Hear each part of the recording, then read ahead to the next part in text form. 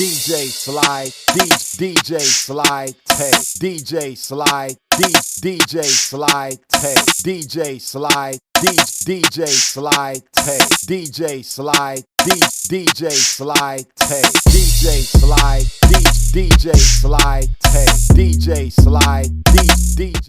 Yo, Man, there we go. But we gotta get you there it tech. is. We gotta get you tech savvy, man. Come Hey on, man, look, it didn't pop up, man. Like I was seeing, I was seeing what you were saying, but I couldn't see it, man. How you doing?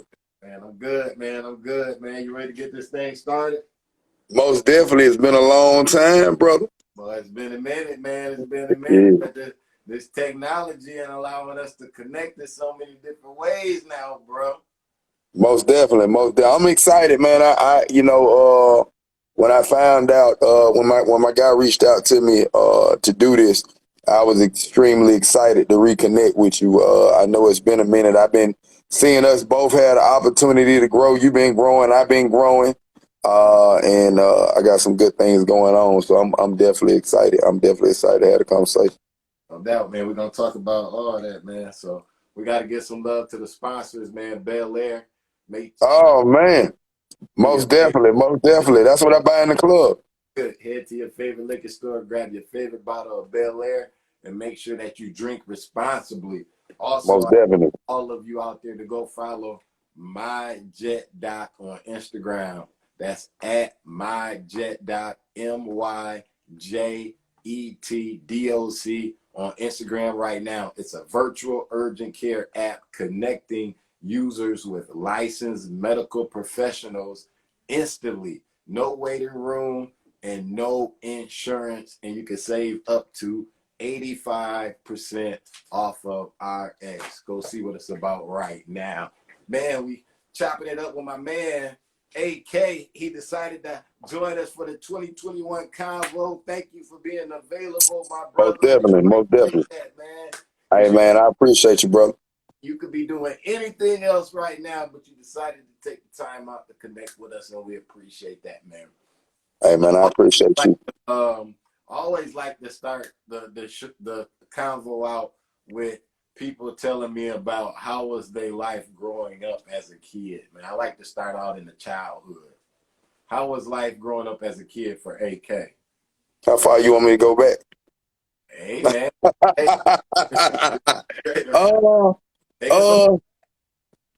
Well, you know, I grew up, man. I'm from the Eastside of Decatur, man. I actually grew up, started out off McAfee, which is off Kendall Road, you know, Zone 6. And I grew up in a middle class household with a mother who was an underwriter. My dad worked for Delta, and we were pretty much your version of the Jeffersons. My mom is from Cordell, Georgia. My dad is from Atlanta. And it was just I grew up in a time with my family where I had parents that came from nothing, made something out of something, and were able to show me and my sister a better opportunity. I grew up middle class, but I know what it's like not the one as well, but I grew up middle class, man. Okay. I grew up middle class, brother. What was some of the music being played in the household as you was growing up? What was your parents bumping that you was getting hip to? Well, you know what, man? My dad and my mom were, if you've ever had that family or those parents they love to entertain. So I was used to us always having parties at the house, man, which at an early age showed me like what the turn up was before we even knew what the turn up was. And so my dad was a huge Motown fan. Wow. So, you know, I grew up listening to things such as Diana Ross, one of my favorite groups, The Temptations, obviously Sam Cooke, Marvin Gaye, Martha Reeves and the Vandellas, Lil Anthony and the Imperials, Smokey Robinson and the Miracles, and things of that nature. And I actually still, man, my father passed in 2005. I actually still have over 200 vinyls. I have original vinyls on the Four Tops, the Temps, and a lot of other groups, man, that I just got to go back through the crates, man. As soon as I find me a vinyl player to break them back out, no vinyl coming back. Well, I buy them. You want to sell them? Hey, let me go through them and see what I want to keep first. Because I know you want some of them. I know you want some of them. Hey, when you started naming all that classic stuff. I'm like, Man, I got all of it, brother. I wouldn't even lie to you, man. I actually got, believe it or not, man, I don't know if you're familiar with the Soul Stirrers, which is Lou Rawls, Sam Cooke, when they were actually in a gospel group before they broke off. Yeah, Lou Rawls, Sam Cooke, it's four of them. I get you, but yeah, check it out, man. The Soul Stirrers, man. It was pretty much Sam Rook, Lou Rawls, and two other guys before they actually broke off into their solo career. They were actually in a gospel group. yeah. And I got the original 12-inch vinyl. Man, you definitely, if you could ever get the time to just like go through and categorize everything, you can actually place it on YouTube, on eBay, and you can sell all that stuff and get paid, man. But you just got to categorize it all. You know what I'm saying? Oh, okay. You just taught me something I didn't even know, man. I've been sitting on it for a while, man. When my father passed, I have to go back through stuff because certain things we would play 12-inch vinyls. He had a Panasonic, back in the day, like Panasonic was the shit, man. So he used to have a Panasonic vinyl player, and we used to play all of the music on there. So that's how I started falling in love with a lot of music back then, and that's how I'm actually able. My dad was very musically inclined, so I listened to a lot of everything: jazz, gospel, hip hop. I have Curtis Blow's "These Are the Breaks" original 12-inch vinyl too. I got it. I got it, brother. Bro, you know you could go get a record player at Walmart. You know that, right? I didn't know that, man. Look, and it ain't even that I'm out the loop, man. It's more like, I guess, man, with staying active and everything that's been going on, man, I admit I done lost a little bit of. I've been around, I started doing this so young, man. I think I started doing music when I was 15 years old, 14. Yeah. And it had some early success, and still I'm in my late 30s, but I'm still at it, man. And I'm enjoying it. I'm having more fun now than I ever had, believe it or not. Now, when you say you started out, you was like 15, man. Like that was like, how was it being in Atlanta during that era at the age of 15, man, and doing this music thing? Because Atlanta's the culture now. Like everybody want to move to your city. I understand. I'm executive producing a show right now called The Real Eastside Story. That is, it's my show. I created it. It comes out looking like it was supposed to be September, but I changed the platform it's going to be on. So it's going to be probably October, early November. It's narrated by Corey Miller, C-Murder. What? It's narrated by C-Murder? Yeah. Get the fuck out of here. How Nah. the hell did you do that? See, right now, that just slipped by. You said it so quick. It slipped by everybody. You know what I'm saying? But hold on, bro. You got C-Murder. How the hell did you do this? So, okay. So about 10 years ago, I met a guy named Steven Johnson, who's the CEO of a company called Coco's Entertainment. At this particular time, I was working on a record called Drop It Down Low with T-Pain and Young Jock for Greg Street Certified Worldwide album. He's on Interscope. And the engineer I was working with, who is now my business partner, Dale Ramsey, Rambro, was being managed by Steven Johnson. And when we met each other, we kind of clicked. And 10 years later, maybe about 7, 8 years later, which is 3 years ago, we re-linked up and decided to try to find a way to monetize our personal relationship, make it business. And his end up being one day, man, I was sitting down with him, and this is actually a pretty decent story. I was sitting down with him, telling him how I felt about what was going on with Corey, in terms of some of the things that's going on in New Orleans with their penal system, and some information that had become privy to me in terms of Corey's case, and some things that wasn't going right. And at that particular time, Corey, because Corey used to be down with Pimp C, he had a relationship with Mama West, which is Pimp's mom. God bless the dead now, but he had a relationship with her. And so Pimp and C-Murder were really tight. And I told him that I had some people. My cousin Ricardo Lockett played for the Seattle Seahawks at the time, and him and Kaepernick are best friends. Wow. And so I was trying to find a way to put some people together to bring some awareness to the fact of what was going on with Corey's case. And at that time, we decided to put a whole team.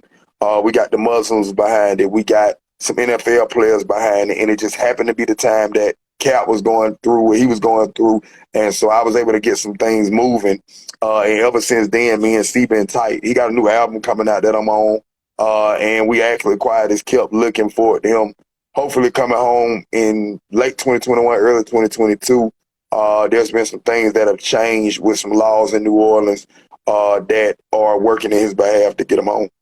Wow, that's definitely gonna be big, man. C-Murder coming back home, shit. Yeah, man. The Real Eastside Story. It's gonna be on Amazon Prime, man.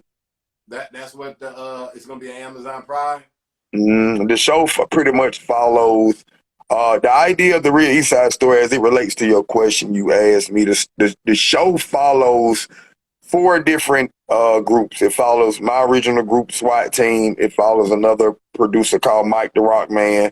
It follows another rapper named T-Rock from the Notorious 38 Clique.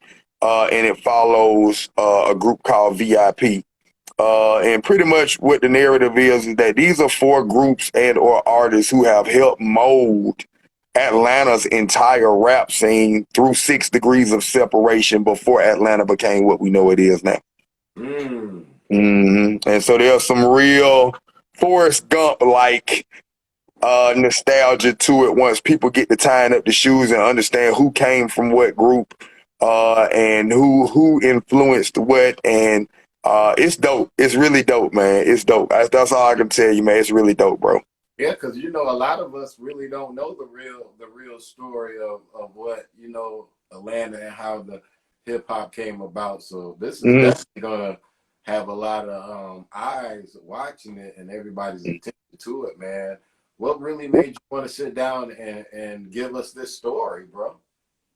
Well, there's a lot of people who were supposed to originally be involved with this show.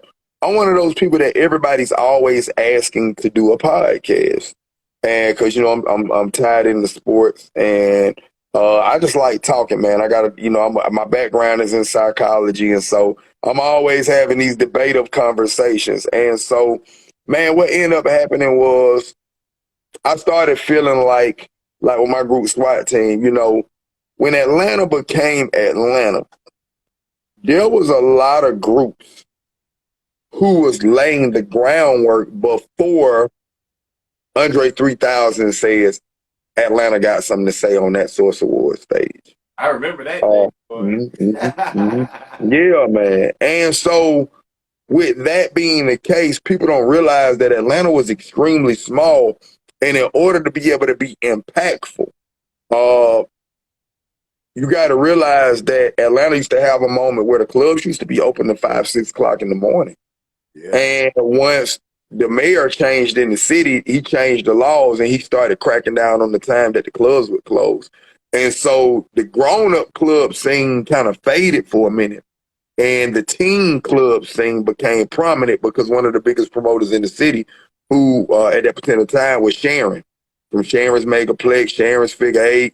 And so a lot of things started changing. When that changed, came a group of producers and DJs such as like DJ Threat, DJ Pee Wee, and a whole lot of DJs. This at this time is what Monte and them guys are coming along. And with being able to do that, the East Side was. It wasn't no North Side like what you see right now with the Migos. It wasn't no North Side. What shit coming out? North Side is for the privileged motherfuckers.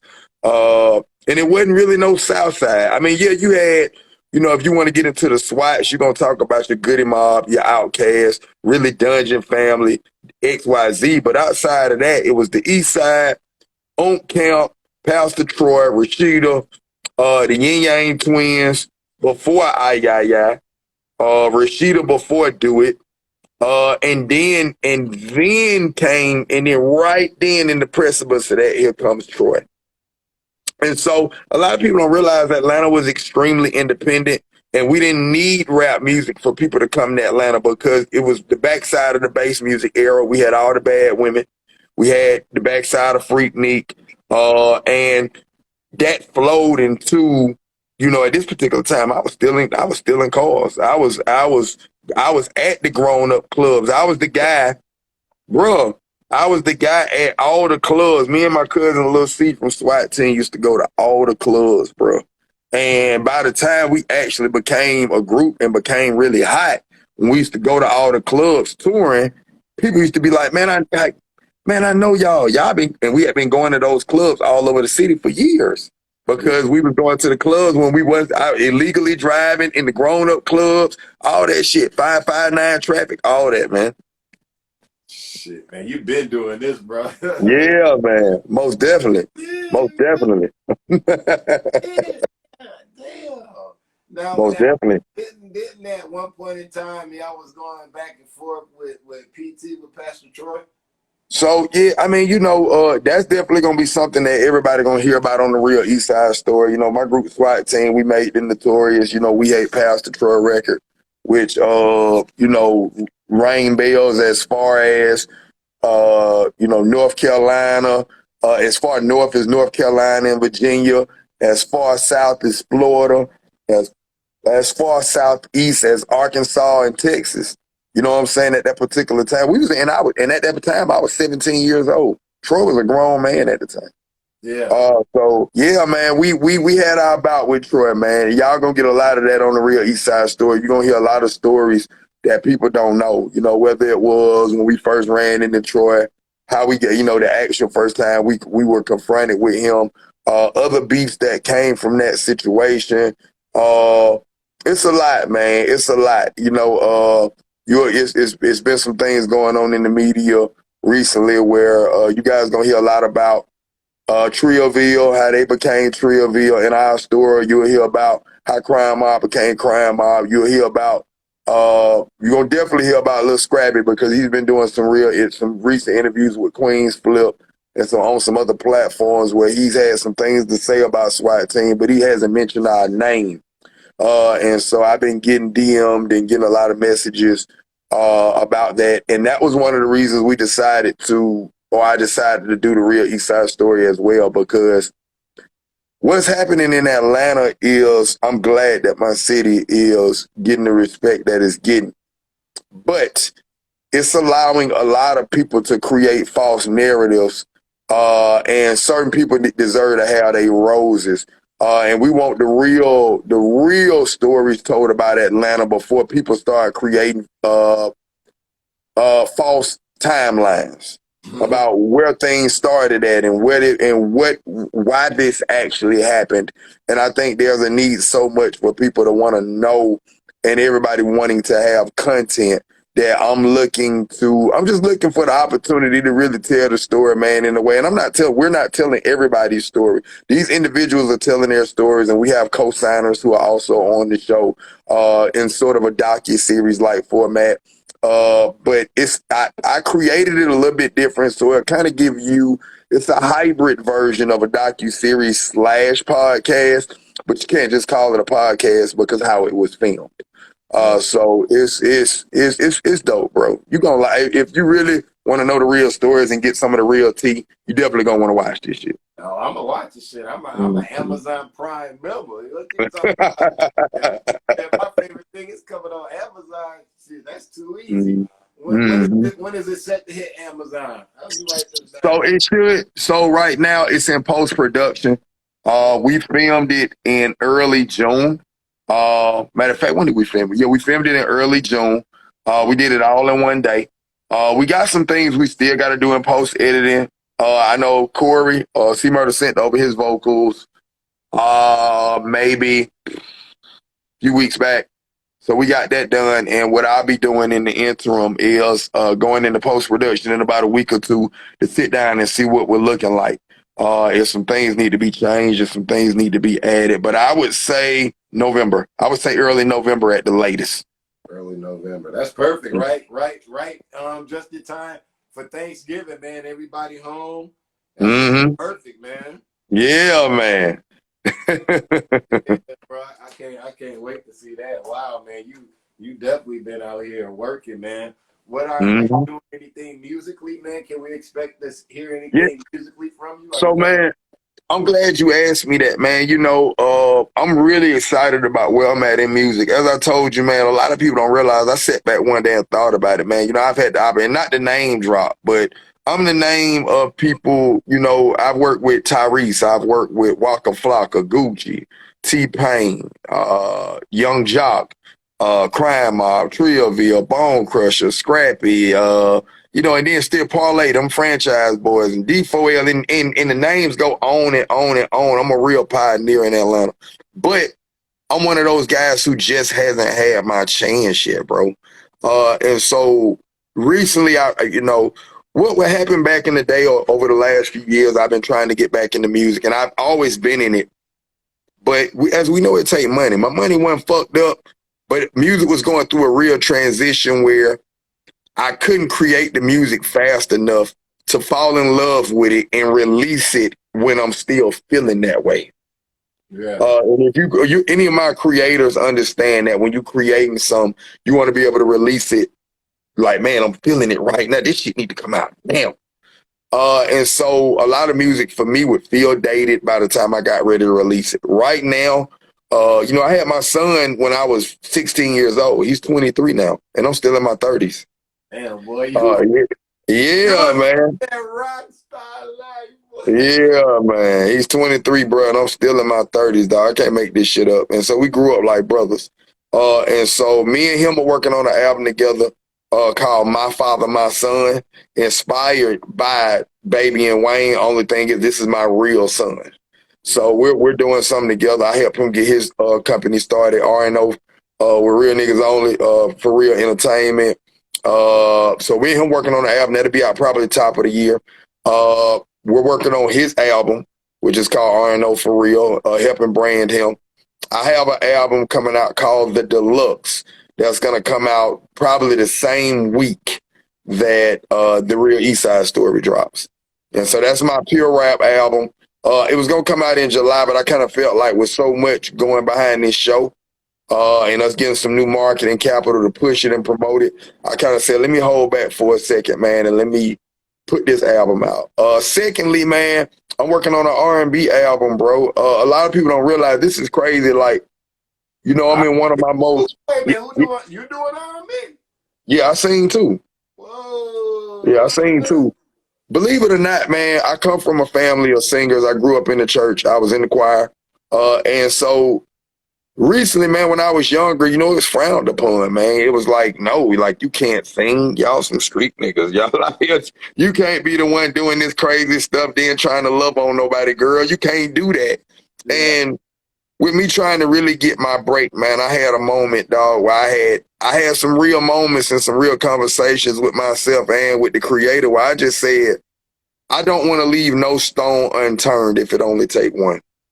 If it only take one, I don't care what nobody got to say about me. All I care is about the fact that I love the music and I know what good music is. And I want to be able to present something to people where they say, you know what? I didn't know bro was that good. I'm a writer and rap has gotten so easy to me. I haven't fell out of love with it, but with the R&B, it makes me feel different. It's not as much competition. For one, and although I use a little bit of tune sometimes, but I can actually sing in 5-part melody too. I can sing in 5-part harmony. So with that being the case, man, I'm finding myself making some really creative songs, and I'm finding myself being able to tap into what they like right now and still do what I do. So yeah, and so that album is called My Stolen Diary. It comes out in December. December. Wow. Okay, you got some stuff. A lot of stuff dropping out third quarter, man. I mean, Mm-hmm. third quarter, fourth quarter, Mm-hmm. fourth Mm-hmm. quarter. So that ain't bad because a lot of people really don't drop too Mm-hmm. much on that time. So Mm-hmm. definitely Mm-hmm. smart. You know what I'm saying? And they not gonna see it, bro. I promise you that when people hear the R&B music, a lot of people are probably gonna come to me and say, "Yo, AK, it's somebody out here who got your name, dude. Like you might want to check on that." You know what I'm saying? But he sing though. I know you rap, and I'll be like, nah, that's probably me, bro. You know what I'm saying? They like, nah, for real, you do that? Yeah. And so I'm liking the opportunity to reintroduce myself to an audience as a double moniker. And I really do it. Like I write ballads, I write all that shit, man. It's on the first joint only gonna have 8 cuts on it. I'm about six in. I've recorded 3 of them. And then my album I have 14 on it, and I'm done recording it all. It's just getting mixed. Yeah. So, I mean, man, you've been doing music forever, man. So is it more easier and faster for you to go in and lay down a record, or like how have you progressed over the years of doing music? Because when you first start out, it take you a little time. You know what I'm saying? What's your progression, man? Does it take you as long as it did when you first started? Well, the funny thing is, let me tell you something. When I first started writing music with Swat Team, I actually didn't write to beats. I started out writing poetry. A lot of people don't realize I used to write poetry. And so with poetry, you didn't have to count bars. And with poetry, it's generally the general principle is to tap into your emotions. And so that's how I learned how to remember stuff, because I used to want to do spoken word before I knew what spoken word was. The way I found out about spoken word was, what's the movie with Tay Diggs and Nia Long? Was that Love Jones?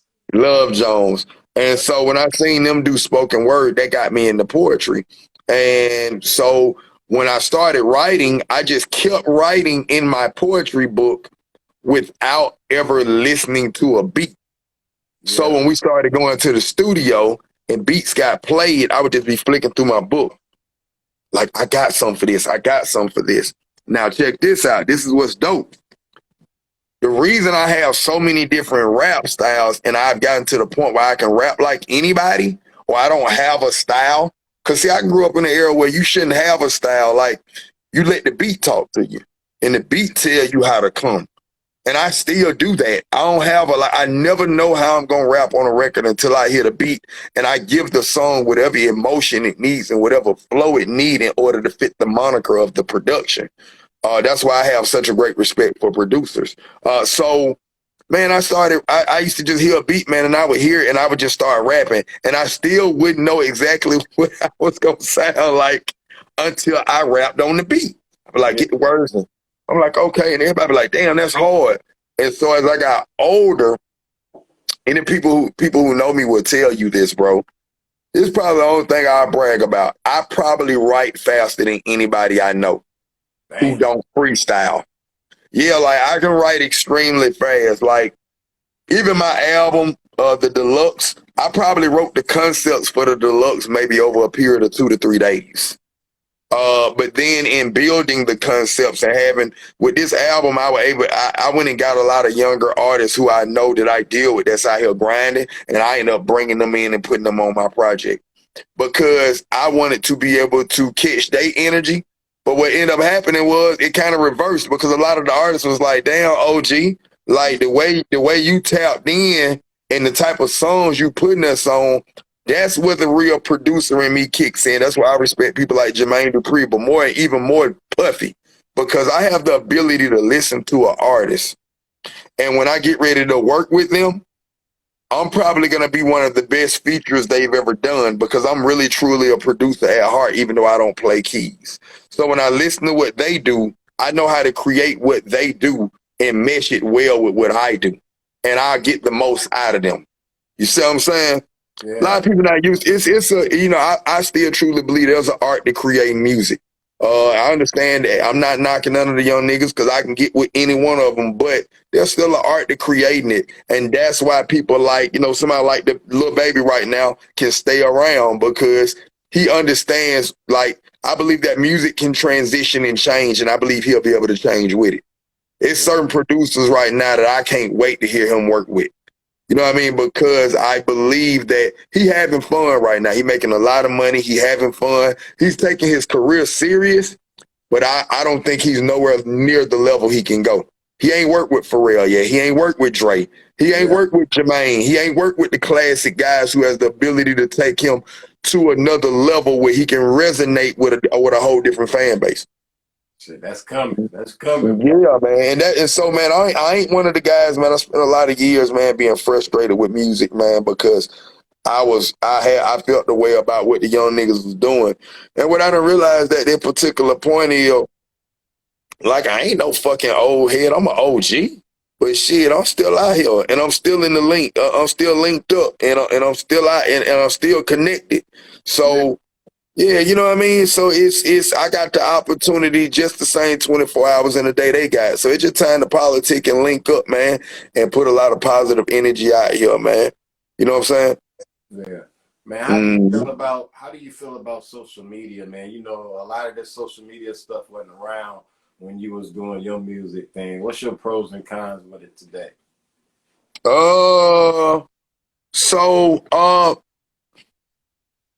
I hate the fact about social media where the concept is all you got to do is have a social media following. I think people are tapping into the wrong things.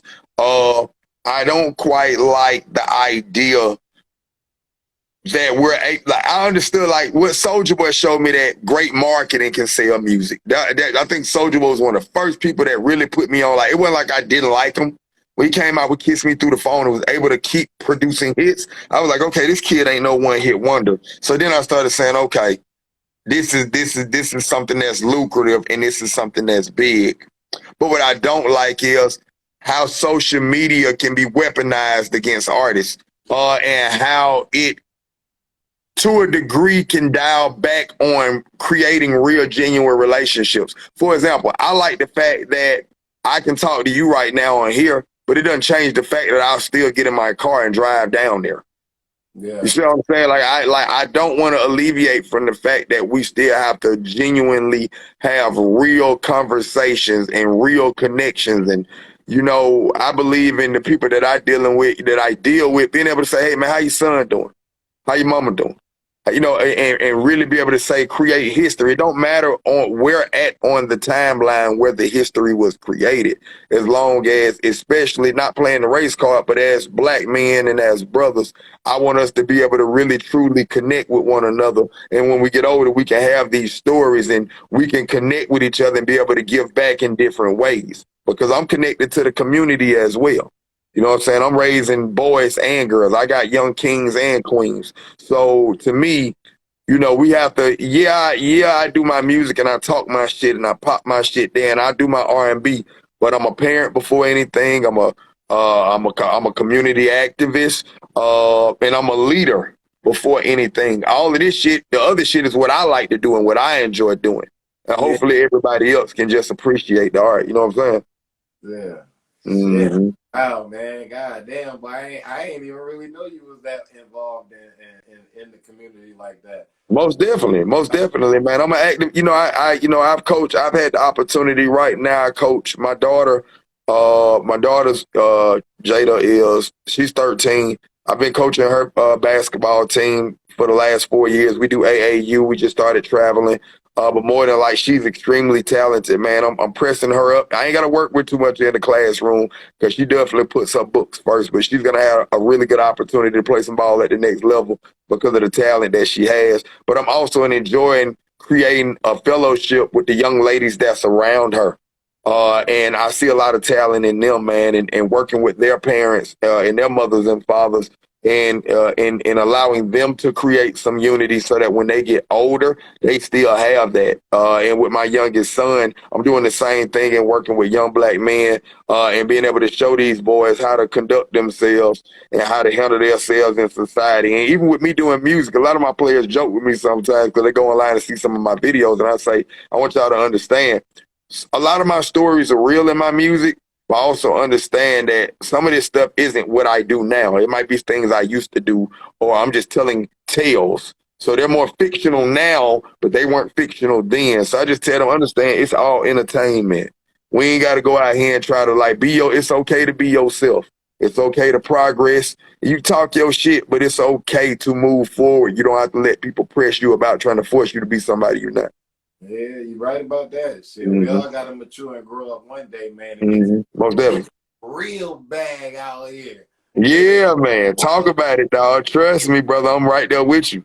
Because they definitely got it out here for us, man. Oh no, it's plenty of money out here to go get, dog. Plenty of money to go get. Believe that. Yeah. So definitely, man. Hey, man, I want to thank you for getting on with us tonight for the 20. Anytime. We learned a lot, man. Definitely gonna be looking out for everything, man. I can't wait to November, bro. Man, we just gotta link up, man. We gotta link up, man. I would definitely I got some stuff we gotta chop it up on. I'm gonna be dropping a single for it was so one thing I would definitely like to do, and maybe we can link up on that. I know after the Real Eastside Story drops, a lot of people, I know Parlay from Franchise is trying to do an interview with Swat Team. We may actually be doing it. I'm not gonna throw it out there. Y'all throw it out there. I'm working on trying to do an interview with SWAT Team and Pastor Troy and have us on his platform. I'm trying to work behind the scenes to get it done. I don't know if it's gonna happen or not because we still perform. We hate Pastor Troy, and he still perform Murder Man where he talk his shit. So it's all good, but that's something that's coming. But maybe, man, we can get SWAT Team on here, man, and we can and you can have a totally separate conversation. You'll probably have after you watch the show, you're gonna have a lot of more questions.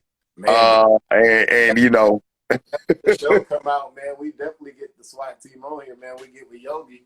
We'll set that up. That's too easy right there, bro. Yeah, man. And I'll be dropping a new single off of the deluxe probably in October. I'll get with Yogi and I'll be dropping a single for the R&B album in November. So hopefully, man, we can get together, man. I definitely look to build. I know where you at. I'm looking forward to trying to build some real genuine relationships. I think I'm doing, when you get the chance to hear it, I don't really brag a lot. I just think that the project is really dope. And I think that once you get the chance to see what I got going on, feel the energy around it, connect to me as a person, I think it'll be something that you'll definitely want to be a part of. Oh man, most definitely, man. I'm definitely gonna put my ear to it, man. And Most definitely. we, as they say, we are rekindling this relationship. Yeah. And Yeah. I mean, a lot of people don't even realize, man, you were the first person to break my record with Gucci and Parlay. Yeah, Like the kid be, man. You were the first person to break it. DJ Scream put it on his mixtape after you, but you broke it first. A lot of people don't know that. hey man, we all the DJs throughout the world, we all play a major part in the Most culture. definitely. And Most definitely. I totally agree. Good to be one of the individuals that play a part.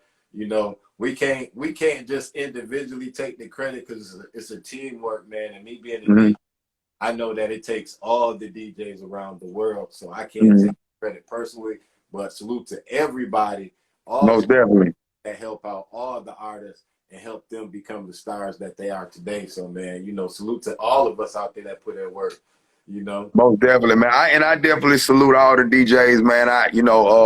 I'm a good friend of a lot of different DJs down here in Atlanta and in the game in general, and I appreciate you for allowing me to have the opportunity to be a part of your platform. I've went and looked at some of the interviews. I think what you're doing is dope. I think it's dope. I think giving artists the opportunity to come on and have a genuine, real conversation.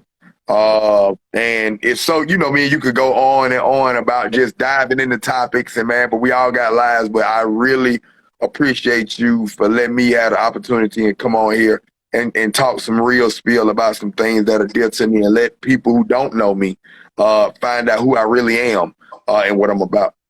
Yeah, man. So everybody that didn't catch this, no worries. No worries. We're going to post this on YouTube at a later date. So make sure you follow it on YouTube right now. Go subscribe.